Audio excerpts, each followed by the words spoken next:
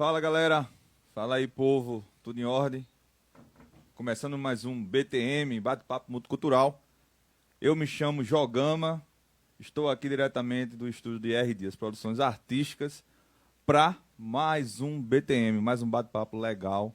E dessa vez meu convidado é um cara que entende bastante de música.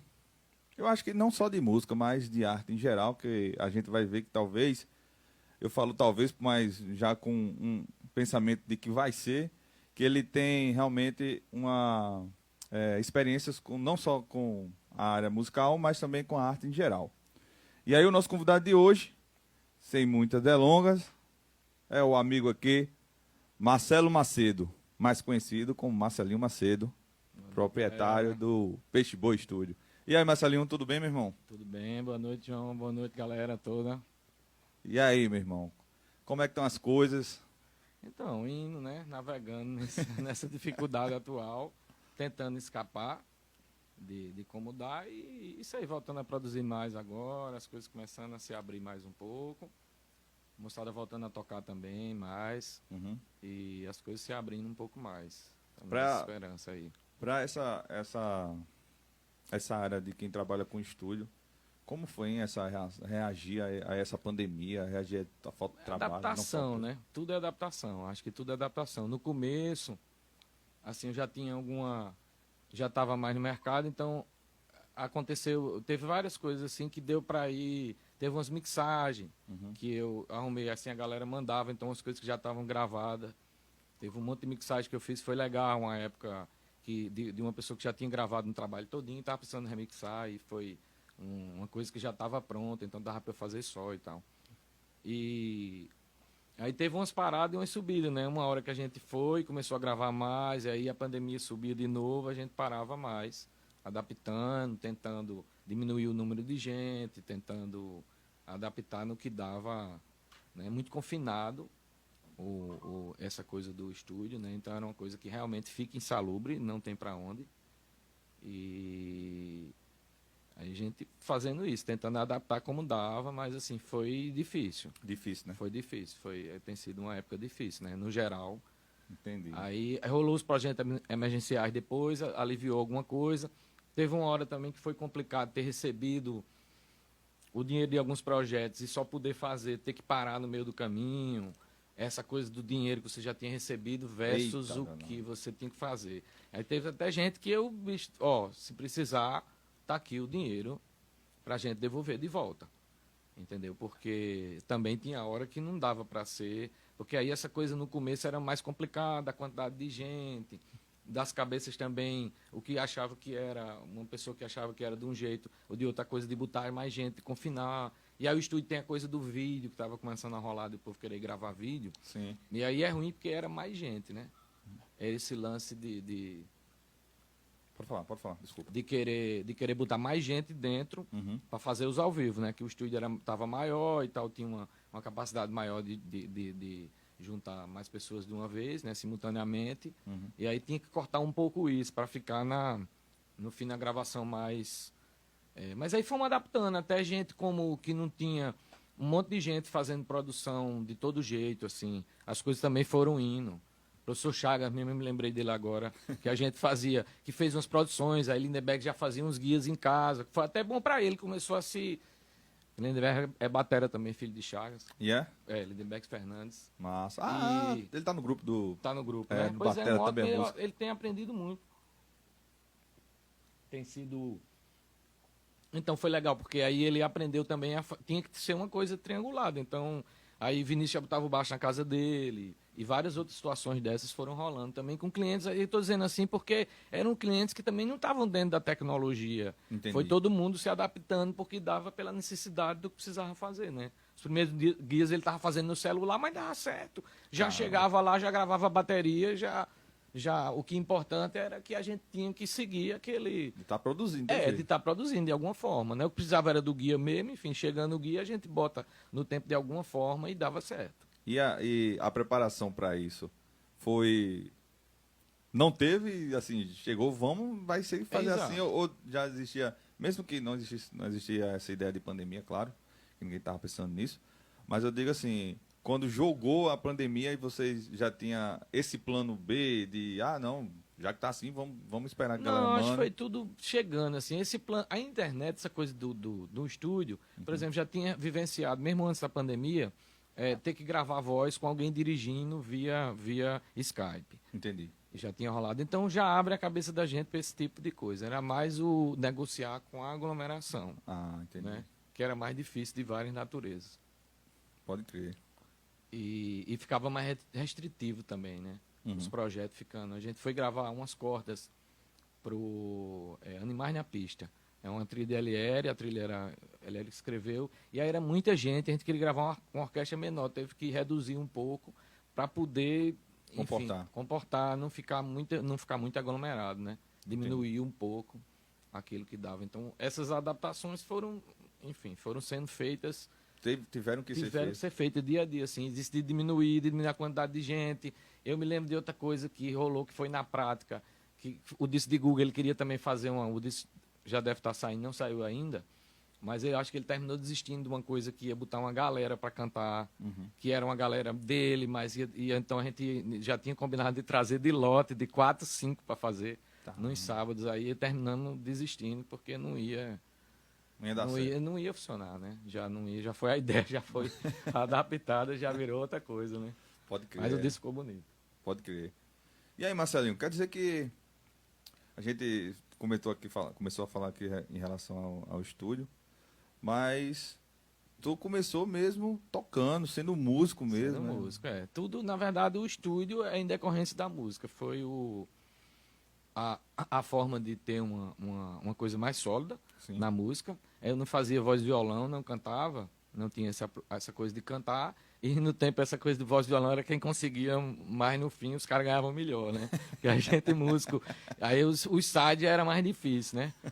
Porque também ficava mais refém no fim, eu como side e guitarrista. Mas aí teve coisas boas também disso na minha vida. Essa época que foi tudo na mesma hora. Aí eu fui, por causa de ser side, justamente, aí eu fui tocar com Mônica, através de. Que aí era engraçado, porque Letinho, falecido Letinho Laete, Bandeira, meu amigo demais. Aí ele era casado com Mônica, e às vezes, enfim, isso no palco não era muito fácil, né? Então aí uma hora eu fui tocar com Mônica para ver se aliviava essa coisa. Aí foi ótimo, porque eu conheci Soraya Bandeira, comecei a tocar com ela também. Aí veio o Xisto, João Linhares, Guegué, enfim, uma galera que foi, principalmente Xisto, Chiquinho, que a gente fez o trio para tocar com Soraya. E aí a gente convivia muito na casa de João. João ensina, João Linhares. Sim. Que eles eram casados nessa época, ele ensina o tempo todo. É um cara que é um professor, assim, ensinou os meninos, todos são cria muito dele, né? Xixi, Elinho e Guegué. É muito diretamente esse resultado dessa coisa de João com a música, né? Um músico muito completo. Entendi. E então essa convivência com ele foi ótima, assim, aprendi muito. E até tem uma coisa engraçada de João. Ele foi para São Paulo e ele deixou o multitrack comigo, o Tascam foi o começo do estúdio. Eita! Foi o começo do estúdio Tascam e eu comprei um tape deck que gravava e tinha até aquela coisa de 2 fitas que dava para passar de uma para outra. E aí isso começou assim, a gente gravava, que já era o cassete também, o Tascam, aquele de 4 canais, Sim. que você grava e dá para fazer uns bons assim, e somando, fazendo um zoom, né? Então você grava os 3 canais, depois passa para um mono, ou 2, dá para fazer umas coisas assim, gravar mais coisa, né? Entendi. Aí a gente começou a se animar. E esse gravadorzinho o João deixou lá porque ele foi para São Paulo e não queria deixar o bicho parado, né? Sem usar. E a gente tava convivendo muito, aí ele deixou lá para eu usar. Aí a gente fez umas coisas com X, tinha umas músicas que ele ia gravar, Marco Fonseca, que eles faziam um Assaltarte na época. A gente já tava começando a conviver. Assaltarte, o nome da banda? Assaltarte, O Assaltarte foi uma banda que os meninos tiveram Xisto, Marcão, que é Marco Fonseca, e Milton Ornelas. E foi. É o começo Tem umas músicas que depois Milton gravou no disco deles também. Tem um disco, que eles têm um disco... Até Glauco que toca bateria. Tô ligado. Nesse disco. E é engraçado que tem um solo de Glauco, que ele tem uma raiva porque foi trigado. E aquele trig na época, tu tá ligado como era, né? Ele te falou disso, não? Não falou não. Porque era uma pastilhinha colada, aqueles trigger que era uma pastilha colada na pele do bumbo. Eita, pra dar então, o kick. aí o bicho dobrava, aí ele foi fazer uns pedais rápido, e aquilo era uma coisa que funcionava para trio elétrico, para tocar um pedal direto, uma coisa que... Aí o bicho ficou, e tem umas trigadas do pedal que na verdade dobra o som, né? Aí ele ficava danado quando via, porque ficou aquilo. Só que tinha uma hora que parecia um flano, não é feio, não é esquisito, é esquisito que ele fica danado, porque não era o que ele tinha tocado, né? Não era ele que tinha tocado. É, né? exatamente. Feito o que E hoje a ele gente chama de dizia, pivô, né? ou exatamente, e era complicado, porque ele ficava, ele tinha que colar e botava uma fita, ou às vezes uma coisa, Uhum. e ele ficava vibrando, né? Em cima da pele.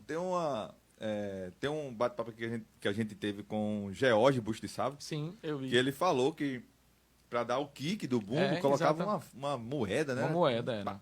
Esse aí já era analógico, esse processo esse- aí. Era uma coisa de banda de baile que a moçada usava muito, que já hoje é como. Já vem de um tempo. E eu acho que do rock também, de passar muito, de pegar um. E tocar num canto. E, enfim, para tirar som do bumbo, né? Era difícil. Era difícil.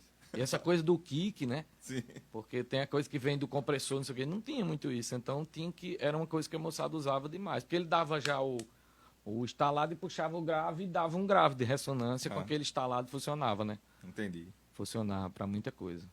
Fala. Mensagem aqui pra você, Wilson Júnior. Marcelo é muito foda. Gravou o disco que fiz, parte com Alexandre Nonini. Tira o chapéu. Ah, faz tempo. Nilson? Wilson, Milson. Milson. Milson é Júnior, que tocou comigo lá na Banduzina, vocalista. ele sempre tá presente. Aí, um abraço, viu, Milson? Um abraço. Conheço você mais como Júnior. Sim, aí fiz um monte. tô dizendo, né, que Então, João essa, Linhares aí essa coisa do músico, né? Que isso aí foi. Engraçado que isso vem meio junto, né? Na minha vida foi meio junto, assim, porque essa coisa do músico foi derivando. Depois acho que esse bendito gravador lascou tudo. Aí começou o estúdio, né? Essa coisa de que. tu começou a se interessar. Na verdade, eu comecei a me. gostou Do gravar. estúdio, aí eu comprei, acho que alguma coisa, tinha um teclado também, esse teclado Yamaha que tem ritmo. Que foi a primeira produção que a gente fez com o X, era a gente procurando, fiz umas coisas com o Pedro. A gente gravou um disco com o Pedro Osmar. Pedro Osmar e a família, algumas coisas que ele gravou, que foi depois ele de pedaço, assim. Eu fiz muita coisa com ele nessa época. Pedro Osmar também é uma figura que, para mim, tanto na minha vida, foi muito importante, que aí o Jaguaribe Carne depois, né? Pedro Osmar acho que veio primeiro, depois veio o Paulo Ró, veio depois. Amanhã eu tô com o Paulo Ró. Abraço, Paulo Ró. A gente vai gravar lá, vai ser uma felicidade. Massa. E é um amigo que veio muito, que é uma pessoa que já fez muita coisa com ele. E aí, Pedro tinha muita demanda de coisa que ele queria fazer. E na época só tinha o SoundForge, que é um editor de 2 canais. Então ligado. tinha que colar as coisas assim. Eu aprendi a colar uns negócios de fazer paste, um por cima do outro, voltando e ouvindo, assim, pegando, até encontrar a proporção que você queria para fazer uma malha, por exemplo, de uma coisa que queria juntar. Às vezes a gente gravava alguma coisa, mas já foi esse começo de tentar. E tinha os ADAT, aí foi depois passar para o computador, e as coisas começaram a entrar nesse mundo, né? Caramba, e era na tora mesmo, não sabia Era. nada. Ia, Não, ia no a mexido edição mesmo, era no mexendo. mexido. Do SoundForge a gente fez tem uns trabalhos bem legais. Um disco que a gente fez que é a viola, acho que sua funcionalidade caboclos, não me lembro dos títulos de letra. É umas coisas que a gente fazia mais alternativa também. Entendi. Né? E teve o piano confeitado também, que ele trouxe, que ele tinha gravado o piano na casa de Del Nunes, que ele tinha botado uns aparatos no piano e tal, para fazer umas ondas, e de uma fita cassete. Aí a gente recuperou e terminou fazendo um disco nessa de malha. Mas era tudo muito artesanal, o que me fez aprender um bocado, assim, nesse trato, né? Porque lupear, isso tudo não tinha muita linguagem de nada. Quando a gente fez o Jaguaribe Carne foi em 2000. O disco Jaguaribe Carne saiu em 2001. Então acho que a gente estava gravando por volta de 99, 2000 a gente estava... Acho que foi quando a gente foi para a França tocar, voltou, acho que o Rival estava falando da França. Dá um programa, a viagem da França, chamar a galera que foi. Que é engraçado essa viagem. Aí, depois disso a gente fez o disco do Jaguaribe Carne, aí estava começando essa coisa da edição, já entrar, mas foi tudo muito... Aí eu me lembrei de Esmeralda, estava falando disso da edição, porque eu me lembrei de Esmeralda, que a gente fez tem uma música que ele fez, de Saltos, é a versão de Saltos, já era. Sim.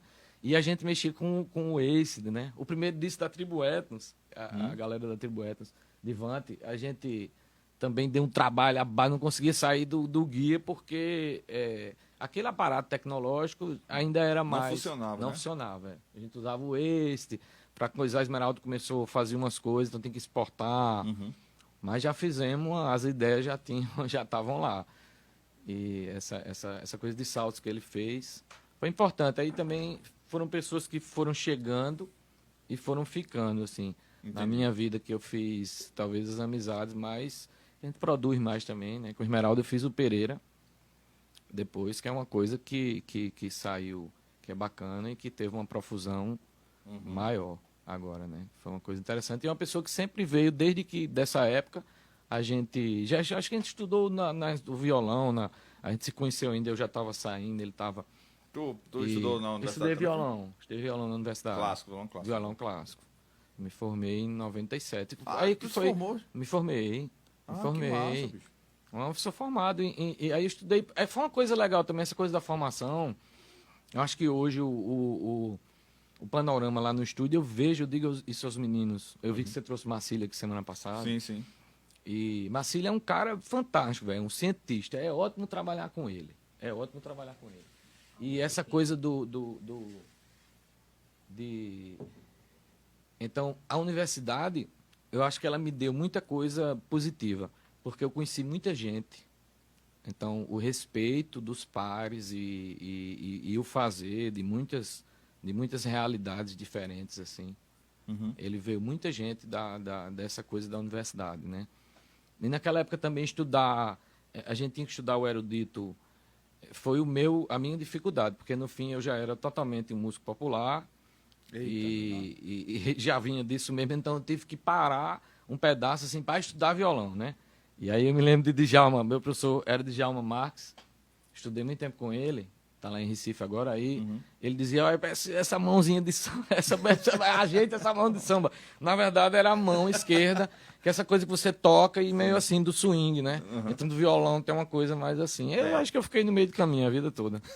Nunca tive o erudito, assim, para mim, as provas, era uma coisa mais difícil, assim. Então eu sabia que não era meu caminho também. Tive sorte também que com toda a coisa dessa, mas era uma pessoa de uma cabeça muito boa de Djalma e teve um approach bom com a gente, assim, com todo mundo da época e sabia diferenciar, assim, deu para ajudar já a não puxar para o curso erudito que foi se abrindo, né, a universidade durante o tempo, Foi. mas já não puxou para um lado muito mais que ele fosse cobrar mais, aquela coisa do repertório. Então me aliviou muito. A gente foi estudar música espanhola, que para mim era bem mais tranquilo, porque era mais popular, né? Bem mais próximo Entendi. do popular. Então ele também ajudou já- bastante nessa área, assim, foi legal.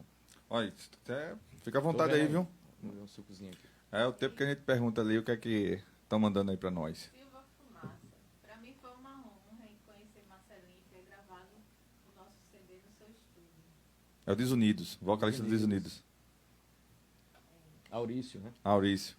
É, Aurício. Hoje eu quase que vi com sua camisa, viu, Aurício? Do Desonesto, que eu gosto muito. Ele disse que o som tá bom, que estão dizendo que tá baixo, mas eu fui ver ali com o revólver. Tá Foi. Ah, é? Tô falando longe do microfone, vou falar mais perto. não sei. É só o teu mesmo. Talvez eu Então, tô falando mais. a- João, com essa voz dele. Você tem a voz de locutor. nesse lance aí, de tu ir já pra universidade, mas tu tocava guitarra, né? Tocava guitarra. E, Não e as bandas da época que tu chegava a tocar? Então, eu toquei no tocasse? Sombra Dolentes, foi acho que a primeira banda que era autoral. Sempre tive uma coisa com autoral, era o que eu queria mais, sempre foi muito claro. Aí teve uma passagem pelo Roast Cover, que na verdade eu fiz o Roast Cover com os meninos, né? O começo, assim, toquei 2 anos, Foi mesmo? foi. E fiz os shows que foram bem... Os shows que saíram o começo da história, né? Aham. E depois eu saí porque eu queria entrar na universidade, assim... Enfim. Nessa época quem tocava no Rush? Eduardo e Valdir. Ah, já era com o Eduardo Valdir, né? Já era com Eduardo e Valdir. Eles Valdir. que me chamaram, na verdade, para formar o Roast Cover na época. Eu não tinha...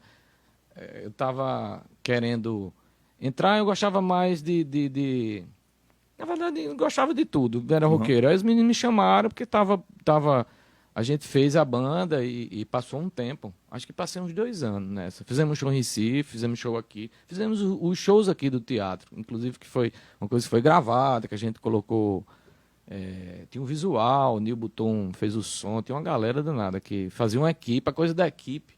As meninas queriam ir pra coisa do cover, na época tava rolando o cover muito forte. Aham. Serginho Grossman tinha aquele programa Livre, Programa Livre. era, e é o cover, né? Uhum. Mas isso aí nunca me encantou, não. Pra ser sincero, a minha sempre foi uma coisa de autoral, sempre né? teve na minha cabeça que era o canal do que você pode ter algum diferencial, assim. Tô ligado. Porque no fim. Mas acho que tudo é importante, né? O Sim, cover também foi bom ter um respeito dos pares, que na época foi legal demais, da guitarra. Então tu sai do Rush Cover mais por causa desse sentido de querer Eu trabalhar acho que autoral. sim, a gente já tal. tava aí, não tava rolando muito uma coisa. Eu não era uma coisa que eu queria investir. Entendi, Também, entendeu? entendi. Era aí, terminava sempre rolando um certo. Mais treta. Não era aquele grau de que você, né? Essa coisa de vestir a camisa, né? A banda é assim, né? A banda é massa Tu demais. sabe como é. É uma convivência, né? como... Eu já tive vários. Aí até hoje. Aí os meninos do Sombras Dolentes ficou muito amigo ainda tudo. Rola uma coisa até hoje, vários dessa. Paulinho trabalhou comigo muito tempo, que foi batera do Sombras Dolentes. E a gente passou muito tempo. Marco, eu toquei muito tempo com ele depois. Jamaci, a gente continua de vez em quando se fala aí. Ele trabalha no mercado imobiliário hoje. E é isso. Aí depois o Rush Cover. Aí eu entrei na universidade e começou essa fase mais de talvez do Mais MPB, erudito, do instrumental. Comecei a conhecer o instrumental, que nessa hora também com os meninos. A gente fez uma banda chamada Quintessência, que era Costinha, Xisto, Chiquinho, Elinho. E com os meninos eu fiz muita coisa nesse começo, assim.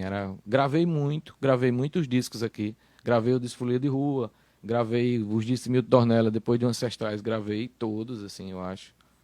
Gravei um monte de gente aqui nessa Massa, época, gravei massa, muito. Tem uma coisa interessante, gravei, às vezes a gente faz as coisas e a guitarra de Já Era, que é um dos sucessos Sim, do de Pereira, seu Pereira. é minha. E velho. Ismael não queria gravar aquela guitarra, na verdade não queria não, né? Ele não tinha muita, a música não tava, ele não tinha muita intimidade, assim, era uma coisa que... E a gente sempre tava muito próximo, porque eu tava tocando começando a tocar com o Vitor e com o Thiago no Nectar. Sim. E o Nectar também é uma história engraçada. E aí, quando os meninos... Foi uma coisa bem natural também, assim, essa coisa toda da gente muito junto, né? Produzia e tocava um pedaço de umas coisas, e ele não queria tocar essa, não estava muito... terminou, que eu fiz, e também uma coisa que os meninos ficaram, faz essa guitarra aí, e eu acho que uma das músicas que estava faltando para a gente terminar. E foi engraçado, porque essa guitarra foi um negócio bem... A gente brincando, assim. E no fim eu gosto muito. É um shot de reggae. Na verdade, um shot de rock. Um shot rock. Um shot rock, E ficou bem expressivo. Eu gosto muito depois. E é uma coisa engraçada, só porque é engraçado que uma coisa dá certo e às vezes você tá no bastidor, né? É esse Do lugar nada, que você né, tá. rola. Mas é isso, é o lugar, né? Por isso que eu tenho sentido falta hoje mais de... De tocar. Porque eu gosto muito, na verdade, de tocar. Várias coisas, assim. Os discos dos meninos sempre eu faço muita coisa. Vários discos eu fazia mais. Entendi. Hoje em dia... Aí as coisas estão mais... Também as coisas vão mudando, você vai ficando no outro... Também a coisa vai, assim... Todo mundo tem uma... A produção aqui está melhorando muito, né? No geral. O que eu estava falando da universidade é que eu vejo lá no estúdio agora, eu falei de Marcílio, é que essa volta de tudo, e aí dos meninos... Marcílio é a parte mais, como eu digo, é um cientista, né? Eliere, eu trabalhei um monte com Eliere esse tempo. E foi muito legal. É uma pessoa também que a gente aprende muito, que é um cara que tem uma vivência danada de muita coisa, né? E é muito legal o trabalho sempre. Essa trilha mesmo que eu tinha falado das cordas a gente foi premiado em Gramado. Ele foi premiado lá. Foi mesmo? Foi, agora nesse festival. É muito bacana esse filme, Animais na Pista. É um curta. Sim, eu acho que Ele estava no Areoanda agora, eu acho que rolou agora, e rolou alguma exibição do... É bem legal, é uma câmera sequência, só tem um corte quando troca, então a trilha tem tudo a ver com o filme, né? Eu acho Eles ensaiaram muito a coisa do... É pesado o filme, Sim, não sim. tem uma coisa mais pesada, mas por causa do tema, né? Entendi. Os Animais na Pista, a coisa dos acidentes, o pessoal vai atrás da carne, né? Então, o tema é mais pesado. Mas o filme, no fim, é bonito com o som. É bem bonito, é bem artístico. E a trilha, bicho, é bonita. A música de Alieri, eu sou suspeito, eu gosto muito. Falasse aí. Mas então é isso. Porque eu vejo hoje que a universidade que está melhorando, que eu disse da produção, é porque isso volta, cara, na hora. Lá no estúdio a gente vê na hora o grau de qualificação das pessoas está bem mais organizado. Né, bicho? No geral, né? Porque lógico que eu posso até dizer que tinha até sorte de ter convivido com gente, gente como o Glau, como o Sérgio. O Sérgio me ensinou muito também. O Sérgio que eu falo é o Galo. Sérgio Galo, é uma pessoa que eu sempre tenho que falar, velho, porque eu acho que foi quem me ensinou essa coisa da brincadeira, mas Sérgio já tinha o estúdio, já era profissional. Então, eu comecei a gravar lá demais, como músico, e convivendo com ele. A gente sempre foi muito amigo também. Tinha uma amizade muito bacana e ele sempre abriu muitas portas para mim também, me emprestava os microfones, enfim, ajudou pra caramba. Isso, né? Bruno Marinheiro, lembro que eu era boa e via uns cartazes do Câmbio na escola técnica. O Irá Garcia, aprendi muito com Marcelinho, grande mestre. Grande Uirá, Garcia e grande Bruno. Um abraço aí a vocês, obrigado aí pela audiência. Olha só. Aí tá certo. Então, Marcelinho. Aí sim, aí... Depois, depois de toda essa coisa de gravar, né? Gravar mesmo na tora, que não tinha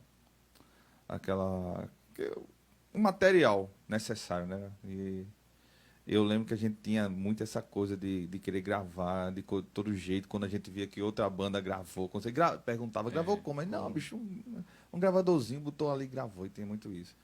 Mas quando tu começa mesmo, direciona mesmo, bota na cabeça que vai abrir um estúdio e vai... E foi mais ou menos tudo nessa época aí. Depois desse bendito...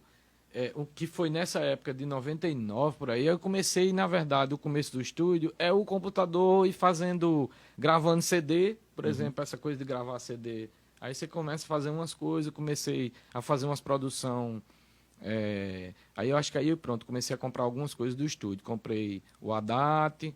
Aí eu peguei uma grana de alguma coisa que eu não me lembro, comprei assim uma data. Foi a história da viagem da França, trouxe um microfone condensador de lá, trouxe um áudio técnico, foi uma coisa que assim já deu aquela melhorada no geral, né? Foi com ele que a gente gravou as vozes do disco Jaguaribe Carne. Aí daí para frente as coisas foram acontecendo assim, muito paulatinamente tudo. Até agora, depois de muito tempo que eu tinha passado, e quando eu fiz a reforma depois agora de uns 5 anos, é que cresci mais realmente para ter um espaço maior que a gente queria, porque derrubei a casa, fui para outra casa de lado e derrubei a casa, que era a casa que eu morava no estúdio, que era dividido, na verdade, antes foi dividido. A casa à frente da casa, né? Aí ficava, e depois a gente fez uma segunda reforma que ficou quase metade da casa, assim, a gente morava na metade da casa. Aí o vizinho, na verdade, construiu, vizinho mesmo colado da minha casa, que eu moro vizinho ao estúdio lá, aí o vizinho construiu a casa, a gente acabou comprando a casa, enfim. E ficou, esse pra mim é bastante legal, porque aí separou, mas eu continuo dentro de casa, né? Então no caso virou uma casa mesmo o estúdio. Não, virou uma casa que eu digo assim. O estúdio agora é só uma espaço. casa, o espaço é só uma casa. Porra. Aí depois a gente fez a reforma, ficou grandão lá, porque aí a gente derrubou a metade, e para poder subir o pé direito e fazer uma sala realmente maior. Que era essa coisa que queria muito subir o pé direito, né? Por causa da altura, por causa da acústica, para ficar uma coisa mais ampla. E funcionou. A meta agora é comprar um piano. Botar um piano lá dentro de casa para poder gravar um piano. Que faz uma diferença nas produções. Porque eu entendi também que o estúdio tem uma vocação de ser um lugar, né? Isso aí é legal. O lugar de se produzir. Porque, no fim, hoje em dia, que era o que a gente estava conversando, o barateamento de muita coisa, ele vai trazer para dentro do quarto, para várias coisas, o amador, não o amador, é a facilidade a facilidade, da produção, né? Porque não é o amador exatamente. Todo mundo, na verdade, os profissionais é que estão muita gente gravando em casa, muita gente vendendo esse serviço de gravar para os outros em casa, de produzir, então a coisa vai se triangulando. Mas o espaço físico, no fim, ele é útil para um monte de coisa, que a gente estava conversando da banda, de gravar, como gravar uma banda que toca, porque aí tem vários tipos de música, né? Essa música acústica, o rock and roll, no fim a gente gosta da coisa gravada acústica, né? É uma música que não é para soar sintética, né? Entendi. E o lance de tratamento, são duas coisas, né? O tratamento acústico e o isolamento. Exatamente. Aí como foi esse lance aí de tu estudou isso? Não, na verdade eu fiz um projeto com o professor Roberto, da universidade, o professor Roberto Pimentel. Está ensinando inclusive uma galera aí, é um cara que é pioneiro, eu acho que aqui, de muita coisa disso aqui em acústica, e ele está ensina uma galera aí. Até Ele é professor também, na verdade, professor de estruturas lá do curso e com essa especialização em acústica, né? Aí ele fez um projeto legal. Minha esposa é arquiteta, viu, né? E foi ela que fez, na verdade, o projeto visual, assim, com ele, eles trabalharam juntos e foi organizar. A gente tinha tido uma primeira experiência que quase que derrubava o... Mas, enfim, com uma pessoa de Recife, que não deu muito certo. Foi mesmo, bicho. Foi bem ruim a referência. Não vou dizer o nome também, não. Não, precisa dizer não. Precisa dizer não. Mas, enfim, aí depois, mas aí deu muito certo com o Roberto, que aí os dois trabalharam junto e o Roberto é muito tranquilo. E no fim era uma coisa de tratar, que era justamente a diferença que você falou, né? Uma coisa é o isolamento. Aí, pro isolamento eu já tinha umas ideias também, a gente foi fazendo. A construção do zero. Deu para fazer uma coisa de fazer as paredes duplas, de isolar, né? E ajudar a isolar mais essa vibração. O lugar lá é bom porque também não tem um trânsito, uma coisa que eu precisasse me isolar de fora para dentro, do tipo, sei lá, um lugar onde passam os helicópteros, uma coisa, Sim, né? tô entendendo, tô Uma entendendo. coisa que tem lugar que é muito... São Paulo já tem um monte de canto que é bem complicado por causa dessa coisa da vibração do chão, né? Tô ligado. Então, esse lado mais... Então foi mais light o isolamento, ele deu. Mas aí construímos uma sala dentro da sala, né? Que na verdade é uma Ah, laje tá. dentro das lajes. Tem coisa até que eu fiz meio exagerei. É Acho mesmo? que dessa vez foi. Porque eu fiz um isolado, que tem a laje dentro da laje, que é a sala todo quadradão. E dentro tem um isolado, que a gente chama o isobox, que aí dá para gravar uma coisa isolada de outra, que tem porta. Sim, sim, Isso sim. aí só que podia ter feito mais com biombo, com drywall, menos gasto e menos pesado, tinha ocupado menos espaço também. Talvez, entendeu? Depois entendi que não precisava de tanta parede, né? Ah, pode Podia crer. ter feito uma coisa mais móvel, talvez fosse mais.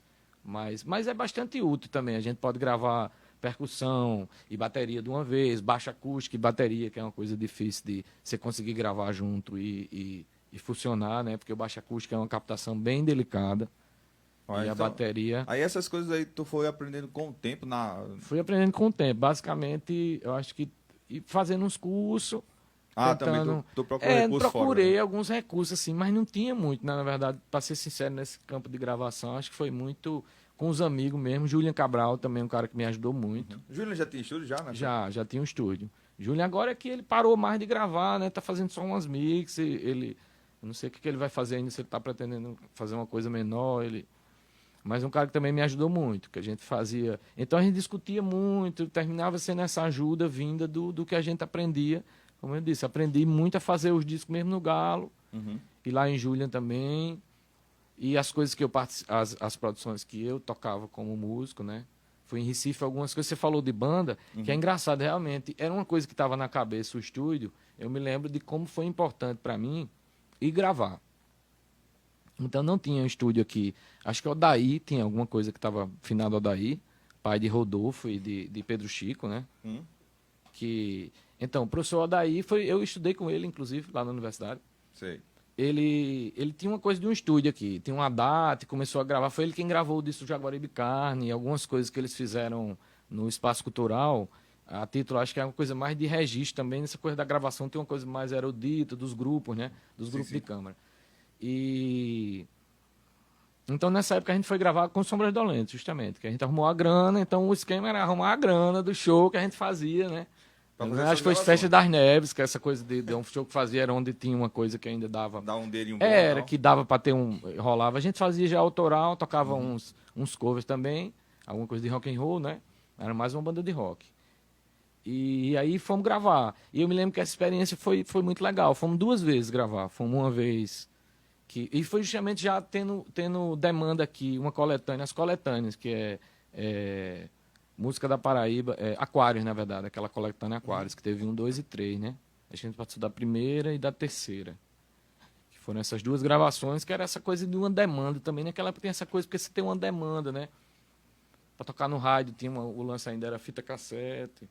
Os caras às vezes ajudavam. O Gilson Renato sempre ajudou a galera lá na Arapuã. Ele era um dos caras que botava sempre pra tocar. Essas bandas underground. Botava mais underground, gostava de reggae, né? Uhum. Gostava muito. Dado também sempre deu uma força. Dado. Dado sempre deu uma força a todo mundo, não só no reggae, como essa coisa do autoral, da gente fazia a música, a moçada, que era alternativa, né? Sei. Ele sempre foi bem bem fácil o acesso a ele. Era um cara que, mesmo com as dificuldades que a gente sabe que ele não podia fazer o que ele quisesse, né? Entendi. Mas, enfim, ele sempre foi uma mão que estava sempre disponível para todo mundo, assim, Pode crer. durante Ok. muito tempo. Eu fiz essa pergunta a respeito dos tratamentos, né? Acústico, porque eu lembro que quando eu ia lá, eu trabalhei com o Gleitson, não sei se tu lembra. Eu me lembro, Pronto, me lembro. trabalhei com o Gleitson, aí quando o Gleitson ia gravar lá, eu ficava olhando assim o estúdio e eu vi aquelas madeiras, né? Que na época que eu fui, porque faz um tempo que eu não vou no teu estúdio, mas na época que eu depois tu vai, fui, aparece lá de era novo. quadrado primeiro, uns quadrados assim de madeira. Era a primeira sala, ela ficou lá, virou pré-produção agora. Pronto, e depois tu fez um assim, ó, meu... Exato. É porque foi a primeira, na verdade, o primeiro que era a técnica, tinha umas espumas Sim. e madeira. Foi mais na Isso, base da isso. garra, era bem quadrada mesmo. A segunda, a gente já tentou fazer um que era a gravação, quando rolou a gravação, que eu disse, foi a segunda reforma que eu fiquei na metade da casa, digamos assim. Aí a gente fez sala de madeira, com muita madeira, e foi mais querendo quebrar as quinas, foi a história dos... Sim, que que tem era- que na verdade funciona como um difusor na frente, todas aquelas formas. Era para quebrar os... Aí eu já procurei botar Sonex, uma coisa mais organizada. Nessa segunda sala que virou a gravação, né? Foi lá que a gente fez muita coisa da produção que eu fiz muita coisa nessa sala já. Agora tá vindo essa leva nova. Aí, depois é que eu derrubei o resto da casa para fazer o resto. Então, esse isolamento aí tem a coisa da anticâmara, que ajuda muito. Você, em vez de colocar uma porta maior, você coloca a anticâmara quando tem espaço, assim, lá tinha até um espaço que foi meio, a gente usou a arquitetura para fechar, assim, e fazer essa anticâmara que funcionou, que aí você não precisa de uma porta tão pesada, entendeu? Ajuda no dia a dia e também porque acho que ficava mais dispendioso essa coisa de uma porta realmente fosse uma porta acústica daquele tipo de teatro, é aquela portona com forra pesada, é uma coisa que é bem mais dispendiosa, né? Entendi. Marcelinho, eu vou fazer uma pergunta pra tu como baterista. Pode fazer. Cara, é difícil pra caramba. Eu tô falando assim, de uma forma amadora, e aí eu vou fazer essa pergunta pra você que trabalha profissionalmente. É difícil pra caramba tratar o som da bateria, né? Eu não sei se eu falo tratar ou isolar o som da bateria. Não, então, o isolamento é o que ele vai sair de um câncer lá no quarto aqui, é o Sim. que ele vai sair, né? Então aí você tem que tratar as brechas, que no caso a moçada que estuda, ou estudo de ensaio, ou que a bateria está perturbando, né? Sim, sim. Porque a bateria termina sendo o instrumento que tem maior... Volume, né? Volume, pressão sonora, como a gente chama. Pressão sonora. Eu acho que é realmente o que tem mais pressão sonora, né? Por causa dos tambores e são o bumbo e a caixa tocando juntos é uma fundamentação de tambor o tempo todo, né? E os agudos dos pratos também, que aquilo vem, ela vai somando. Então, lá no estúdio mesmo, às vezes ainda Vaza, dá uma vazada. vaza por toda a brecha, né? E coisa que eu também depois, se você for isolar, quanto mais isola as brechinhas, por exemplo, essas janelas que tem veneziana, assim, eu coloquei duas, mas aí elas não estão muito vazadas, ainda vaza por ali, que a gente sente um pouco. Mas aí se eu tivesse isolado mais, é porque não, isso aí ali no caso que eu tô lá, Sim. não perturba. Diga assim, que a gente tá ouvindo lá de fora, você vai ouvir aquela, Tô entendendo, como quem tô tá entendendo. tocando uma bateria dentro da Tô parede, né? entendendo. Mas já não perturba, nem dá para perturbar a vizinhança e dá para conviver, assim. Mas é porque quando você trata dentro, ajuda a não vazar, porque não vai ficar tão retumbante. Pronto, então Aí quer o dizer que um tratamento auxilia o um outro. auxilia a outra, porque o tratamento é o que vai fazer ela soar melhor dentro de um ambiente, né? Então, se a gente fosse, por exemplo, tratar isso aqui, aí que é um lugar menor, mas aí ia ter uma forma, os cantos, os graves, que ela pudesse melhorar, ou a reflexão de quando, porque tem uma coisa da reflexão, por isso daquelas formas que bate e volta o som no microfone. E isso é muito ruim para gravação. Entendi. Isso aí é uma coisa ruim para gravação. Ah, então tem que matar justamente esse som que bate Porque e é volta. quase como se fosse um retorno quando você grava e fica aquele som do retorno voltando, né? Na voz fica uma coisa meio, parece uma realimentação, um eco, né? Muitas vezes fica quando o cantor tá muito, o retorno tá muito forte Muito junto, forte, tô entendendo. termina ficando. Algumas gravações fica aquela coisa meio complicada de ouvir. E por causa disso. Entendi. Porque, bicho, é complicado. Mas pra aí quem quando você trata vai estudar. dentro, né? Quando você trata dentro, que ela vai ficar menos retumbante, justamente para estudar, aí talvez seja melhor abafar. uma forma mais que você abafa e tem umas coisas, os tratamentos dos cantos, porque às vezes aquela espuma, esse tipo de espuma aqui, Sim. ela come umas frequências, mas ela não tem uma eficiência muito... ela acaba abafando, mas não tira, por exemplo, o grave, que às vezes é o que está incomodando, porque aquilo fica ouvindo e a pressão, então um vizinho, uma coisa que está ouvindo muito, vai incomodando aquela, como o baixo também, né? É. Um baixo alto no amplificador. Então é sempre montar esse tratamento de quina, né, também? Exatamente. Pode crer, pode Que crer. ajuda, são os bass traps, aqueles tratamentos. Sim, Tentar sim, tô tratar de alguma forma, né? Acho que agora o da tora, o velho com edredom. Às vezes, inclusive para gravar, às vezes eu vivo dizendo isso a moçada que vai fazer em casa, algumas situações que teve. Mesmo antes da pandemia, teve um. Por exemplo, o Erivan já estava sem tempo, gravou umas coisas dele, eu me lembro que mandou uns violões disso tocar, é porque ele estava. Aí é porque já acho que ele estava em Sumé e dando aula, já essa coisa do tempo que não estava. E ele tinha em casa, tinha um AKG, um Sei. C3000 que ele tinha em casa, é um bom microfone, mas aí vinha a acústica, né? O problema da acústica, aí eu me bota um edredom nas tuas costas aqui, Que já mata. que já mata. Aí depois acho que ele tinha arrumado uma sala no centro, não sei, que ele estava estudando, depois ficou até mais fácil, porque era um lugar também, porque às vezes você vai gravar, aí você abre o microfone condensador, aí vem a pressão sonora. Que o violão é muito pouco. Um violão de nylon, um violão de levada desses folk ainda tem uma pressão, né? Sei. O cara mete a mão, aí ele vem um grave, aquele som vem mais. Mas um violão de aço, dedilhado, ou tocando o violão de nylon, dedilhado, o som é muito, a pressão sonora é muito pouca. É como a viola, é muito pouca. Então ela é como se o som... Então eu vou falando atrás, ele vai, né? E aqui, então, é a mesma coisa, é como se ele fosse ficando. Acho que é por isso que o povo não ouve, né? Ele me afasta. Então, aí ele não entra no microfone. Entendi. É diferente da bateria, que vai pegar você com pouca coisa. Se você botar um microfone dinâmico na frente da bateria, você ainda vai ter um som Vai de ter um bateria, som. né? Pressão sonora. Que ela tem muito som, né? Aí vai vir, são muitas frequências também, né? É meio completo aquilo, né? O violão é muito... Tanto é que na gravação ao vivo, o violão viola essa galera. São os primeiros a dançar, assim. É bem mais complicado. Até do que a voz que alguém que cante. A não ser que a pessoa cante fraco, né? Sei. Mas se tiver uma pessoa que tem uma voz forte e cantar perto, termina que isso fica bem mais... Mais vivo, mais... vai ser mais fácil do que o violão que está Sim, captado, sim. se for com microfone. Eu tô Entendi, dizendo, entendi. entendeu? De lidar com ele no vazamento, né? Aquilo vai ficar mais forte. Fala. Fumaça disse aqui, quem está acompanhando é o baterista José Coelho, ex-tropa Suicide, atual banda Mordedura. Bem-vindo, brother. Aí ele pergunta. Massa. Bruno Marinheiro disse que a espuma mata o agudo bonito. Cirilando de Rocha aqui, fiz uns 10 tracks. Olha. Cirilando de Rocha. Lã de rocha é bom. É o que a gente usou lá. Eu usei um material com... Que é lã de vidro, lã de rocha é quase a mesma coisa. né? Ela é ruim porque ela é semelhante. Ela é bom porque também a espuma é vivo. É um material vivo, ele pega ácaro. Na verdade é entendi. porque ela absorve, não é que ela seja vivo. E a lã é totalmente morta, ela não cresce nada. Isso é massa.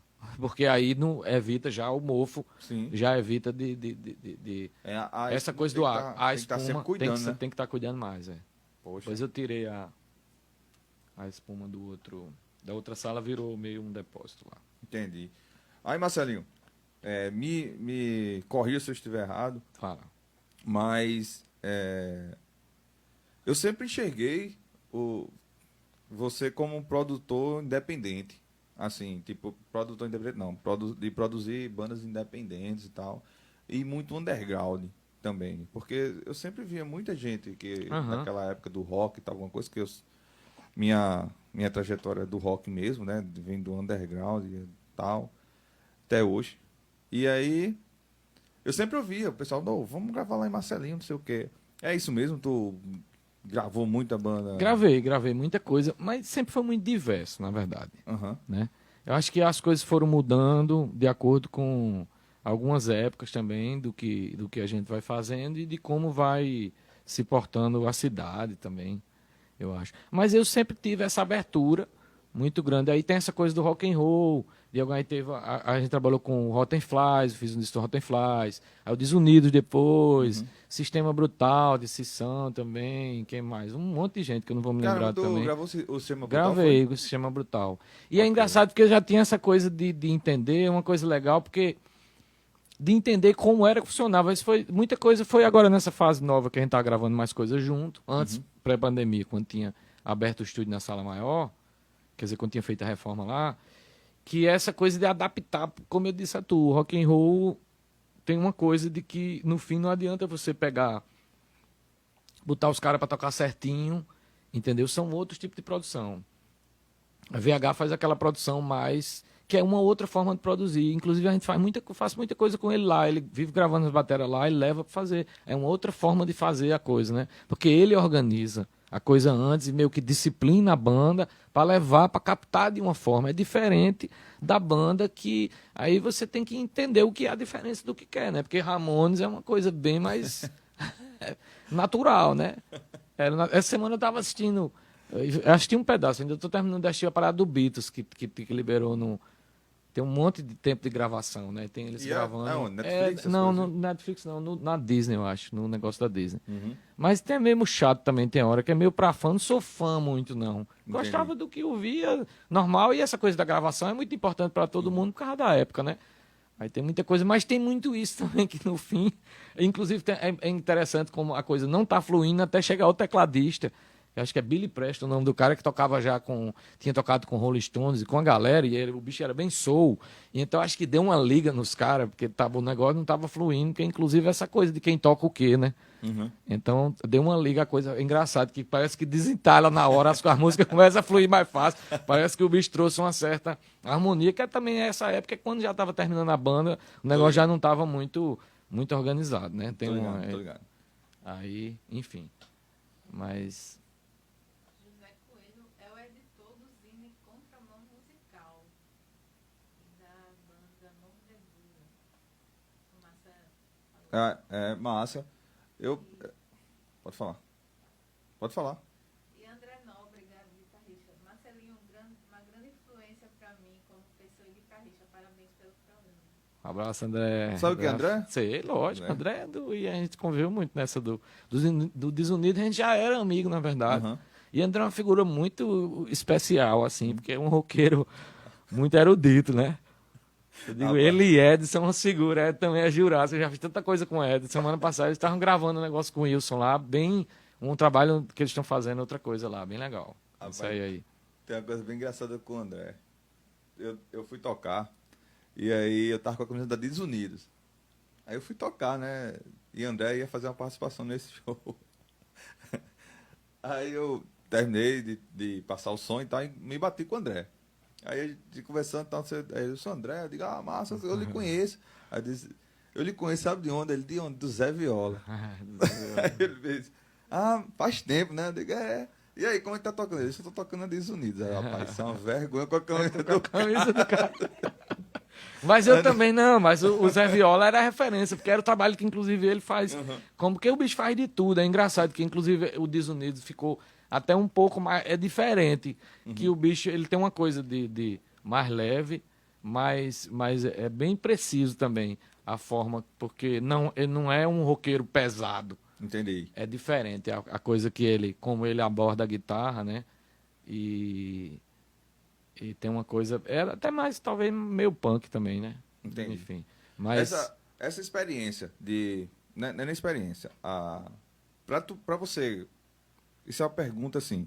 Pra tu gravar como você falou, uma diversidade aí de músicas, existe uma referência, assim, por exemplo, tu vê uma banda, a banda chega lá pra fazer essa gravação, tal, aí tu tem uma banda que tu pode ter como referência pra essa. Não sei se tu tá entendendo, tipo... se tem, a gente usa a referência, a moçada mesmo leva a referência, né? já- Agora tem uma coisa que em gravação é o seguinte, não adianta tu, que é baterista, aí os batera, né? O cara vai gravar com uma caixa de madeira desse tamanho. Aí depois ele quer ouvir aquelas caixas de metal fininha de Omar Hakim. Aí não dá, né? Aí não dá, né? Aí sim, procurar, até porque no fim a originalidade dos over. Aí tem a coisa dos samples hoje. Vitor Hugo trabalha muito com a coisa do sample. Eu também sempre uso na mixagem no fim de pop rock, o cara bota. Mas aí é aquele tanto, por exemplo, eu boto um pouquinho no pedal para somar. Tô Não ligado. vai ficar o som do pedal do sample. Mas é legal como recurso de várias naturezas, né? Tô entendendo. Então as referências terminam fazendo parte. Agora eu acho que você vai criando uma coisa sua. Eu acho que hoje eu já tenho uma coisa meio minha, Ah, que massa. também não adianta Boa. muito o cara querer que... Eu nunca fui, na minha cabeça, vou ser sincero também, nunca fui de saber o que era bumbo de reggae diferente de bumbo de rock. A minha cabeça era meio troncha nisso. Eu achava meio que era uma coisa... Fui aprendendo, mas eu acho que eu sempre relativizava muito com a música. Não queria uma abordagem talvez muito técnica, talvez isso que... Aí eu fui aprendendo depois muita coisa. Aquelas revistas áudio, música e tecnologia, era um tempo, teve muito tempo que foi uma coisa muito boa para aprender muita coisa. Entendi. Então essa falta de referência terminava... Outra coisa que é engraçado da referência da batera é que não tinha, como eu não tinha sala no estúdio, eu terminava gravando tudo flat. Sei. Porque gravava a bateria junto de mim. Isso foi uma coisa que eu terminei adotando como um certo padrão de funcionamento, porque evitar também algumas coisas antes, até porque não sabia, aí dava um tempo de conviver melhor com a banda. Às vezes entender. Porque tinha gente que a gente já entendia, já convivia mais, já tinha tido alguma experiência, ou a pessoa já estava mais... já mais o lado artista estava mais desenvolvido, já estava mais organizado, né? Tô E outras entendendo. pessoas são mais, a gente às vezes até precisa dar um direcionamento de como gravar, que eu te disse, a coisa do metrônomo é engraçado, porque tem baterista que algumas bandas a gente, tipo, quando tirou o metrônomo foi Acabou a banda. Não, foi a felicidade da Ah, gravação, sim. porque o problema era o Era metrônomo, o não era a banda, entendeu? Tô entendendo. E aí não adianta, que tu não vai resolver o problema naquele dia, né? Do metrônomo daquele jeito. E principalmente tem música de rock and roll que é muito que o metrônomo eu tenho que botar 2, 3, 4, né, para poder funcionar. Então é difícil de entender. Então na hora tem que mapear, e o que não tiver mapeado e alguém não tiver mapeado antes, não vai rolar. E você já começa a ver que o metrônomo começa a ser um problema em N coisa. Então muitas vezes tirar o metrônomo foi uma solução. Como diz Leozinho, o metrônomo não vai pro disco. E isso, assim, porque sacar também que aquilo vai funcionar melhor Isso. sem metrônomo. De alguma forma, a performance vale muito melhor do que o som, cara. Isso aí não sempre é assim. Entendi. O som bom, ele pode vir você pode... Cada vez mais o processamento é massa, porque você pode ajudar a ter coisas melhores, né? Salvar os takes, enfim, mas nada substitui tocar que preste. E nem ideia boa, né? Porque as ideias, no fim, até a mixagem de tudo, ele vem dessa superposição de ideia, né? Entendi. Então, se a coisa já é bagunçada do começo, é mais difícil de pôr, né? E o olhar externo sempre ajuda, né? A ter uma visão que, às vezes, de fora, a pessoa consegue ver melhor o que a banda está Apresentando. tentando, exato. Tentando fazer. Está Né? tentando fazer. Pode crer. Está entrando naquele métier e tal. E, às vezes, o resultado por ali... Porque tem muitas vezes no estúdio também... Talvez tenha uma coisa engraçada. A gente que é músico, que acumula assim, acho que todo mundo trabalha muito nisso, tem muito músico, né? Mas enfim, que eu vim da música mesmo e toquei em orquestra e os amigos, assim, essa convivência que vem da música, aí minha cabeça procura sempre às vezes esse lugar de que entende o que é um naipe de metal que está ensaiado e um naipe de metal que não está ensaiado numa gravação, entendeu? A diferença do que se vai fazer no final, porque tem coisa que não dá para ser na hora. Mas aí existem vários níveis de concepção artística, né? Que você está querendo alcançar. Então, entender melhor onde você quer ir. Às vezes, trabalhar o simples fato de que o orçamento é um limitador de uma coisa já ajuda a ter um norte de você ir para um canto mais organizado para você, né? Porque o seu canto organizado vai depender muito do que é o flow, de como funciona para vocês, né? Que às vezes é diferente do outro. Tem uma coisa de padronizar que eu não gosto hoje. Não gosto de gente que dá muita opinião. Não gosto dessa padronização. Isso me incomoda um pouco hoje. E essa coisa sem muito assim de dizer que uma coisa que se faz, né? Como acho que a gente anda para um lado, tem muito pulverizado, mas por outro ainda tem umas coisas que estão rodando nesse... Como se Em círculos. como se as ferramentas grandes elas, né, conseguissem manter todo mundo ali dentro e termina você ficando mais ou menos no mesmo lugar, né? Como se só tivesse mudado de nome algumas coisas, sabe? Uhum. Mas eu falo também disso em relação a essa coisa de ter que ser muito igual, do padrão, né? Ou de todo mundo ir para um mesmo lugar que está rolando. Termina que não vai ter Uma coisa diferente. uma coisa diferente. É. E, Tenho mais dificuldade com esse lugar do mainstream que está rolando. Eu acho que talvez isso que você falou, no fim é meio alternativo a vida toda. Aí agora, por exemplo, os discos, mesmo como esse ano vai sair. A Banda Forro começou a sair agora. Foi um disco que o Hugo está trabalhando comigo, o Hugo Limeira, e a gente tem aprendido muito junto. E é uma pessoa que eu convivo, gosto muito. Essa convivência. A gente já eu gravei os meninos já de muito tempo. Então a Banda Forro é a quadrilha toda, né? O disco de Elon, o disco de Guga, solo, que fiz também, o disco Peduíno, que a gente tô editando, vai sair. E que são coisas, mas são todos também, assim, de uma coisa mais MPB, mas não é um lado tão comercial de outras coisas, né? O Pereira, apesar de ter ido para um mainstream, teve uma aceitação, mas é uma coisa totalmente alternativa, né? alternativo mesmo. Foi feito totalmente alternativo, desde o começo, de sempre. Baseado muito Eu nessa... acho também. Acho bem... assim, é um som que não tem um direcionamento. É uma coisa... E foi para um lado porque era o que a gente já estava querendo alcançar alguma coisa, o que dava para... que a gente entendia daquilo mesmo, né? Como é esse diálogo com as pessoas que chegam lá vislumbrando uma identificação com algo que ele se identifica, Sim. mas já bate de frente, aí você diz, rapaz, não é por aí não.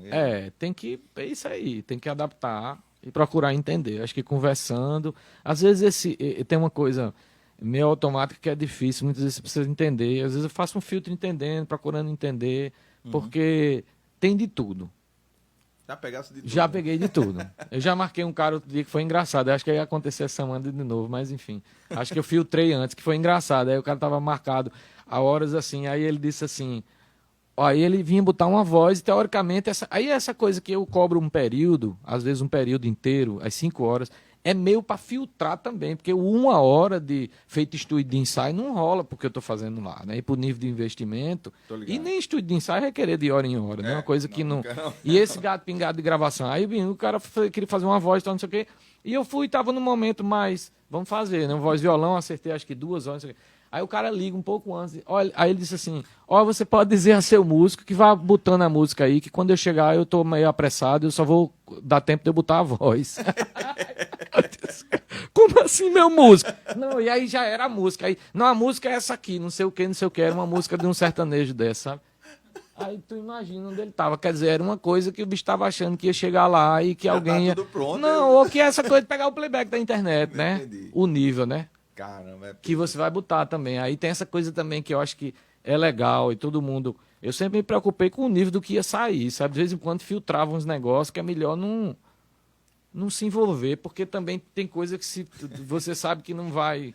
E então, como é que tu consegue, bicho, abstrair ou se isentar, tipo, ficar quieto? Tem hora que você olha e vê que não... Eu conversava com o Vitor Hugo, eu disse a ele, bicho, tu vê, ele disse outro dia, rapaz, tu dissesse uma coisa minha, é verdade mesmo, porque o cara tinha que trabalhar muito, se fosse para as coisas prestar o nome, assim, o nome a zelar, né? Como disse Falcão. Tinha que trabalhar mais, velho, não tem para onde não. Então, do que foi o acerto, né? Esse zelo também é um certo zelo seu. Depois você vai aprendendo a dosar as coisas melhor, acho que até agora ainda anda adaptando, porque tem uma coisa do mercado também que a gente tem uma vontade de fazer muito grande, cara. As coisas que a gente tem vontade de fazer. Eu comecei o primeiro disco de Xixi, a gente trocou na caixa de baixo, tá lá até hoje. Então era aquele que, sabe, pós-Claudinha, quando tinha, quer dizer, a gente estava num momento bem difícil, mas as coisas são assim, a gente sempre adapta. E aí depois rolou um projeto, tinha as leis, né? A gente vai atrás da lei, então botou, mas tipo, tinha que ser naquela hora, o centro começar aquele negócio ali, de alguma forma. Né? Foi como o Jaguaribe Carne, a gente chegou lá no dia acho que depois de um ano, vamos fazer o disco Jaguaribe Carne, assim, não sei o quê, meio louco, assim, com o Pedro Armar. E terminou que não estava pronto, aquele disco Hercúleo, na base da garra total, do tempo dos Haddad ainda, que não tinha internet para mandar arquivo. Totonho trouxe as fitas de Lenine na tora, as fitas, e tinha que ir atrás, levar as fitas e arrumar um estúdio para gravar. Quer dizer, tudo de um nível, mas enfim, Tu tem ideia mais ou menos de quantas gravações assim tu já fez? Não. Banda. Passa-se na tua cabeça, Não, assim, mas milhares, é um bocado, milhões. Outro dia eu tava vendo o acervo lá, esses que a gente não... Acho que o que não saiu o disco, né? Essa coisa Sim, que tem um sim. monte de disquinho lá. Sim, sim. Aí vendo um monte de coisa, né? A gente gravou a Função, a primeira, que é o Seu Pereira, né? A primeira banda. E era, né? Era. Que aí foi daí, na verdade, quando eu comecei a tocar. E o Nectar vem as minhas histórias vêm muito do estúdio. Porque eu tocava com os meninos. A gente foi gravar a Função, aí a gente ficou amigo. Mais amigo, eu comecei a tocar com o Vitor outras coisas. Eu acho que a Daíldo, os negócios que a gente tocava Gláucia. E aí essas gravações também foi rolando. Aí quando o Cristiano, Clarinha foi nascer, filha dele, ele ia passar um tempo. Os meninos tocavam lá no Sagarana. E aí precisou de alguém para ficar no tempo. Aí eu fiquei substituindo o Cristiano, que a gente tocava para tocar lá. Aí depois, quando voltou, fiquei. Ficou na banda. Fui incorporado. Aí ficamos os seis todos. Tu já trabalhasse com músico fixo mesmo, de estúdio, pra tu, no teu? Não. Não? Não. De dizer assim, Não, hoje em dia tá mais esse tipo de produção pronta. E o estúdio nunca foi muito isso pela rotatividade das bandas. Então, no fim, era muita banda, mais do que uma produção a produção de quem vai precisar de músico, né? Uhum. Que eu Mas até chegavam a participei pedir? mais.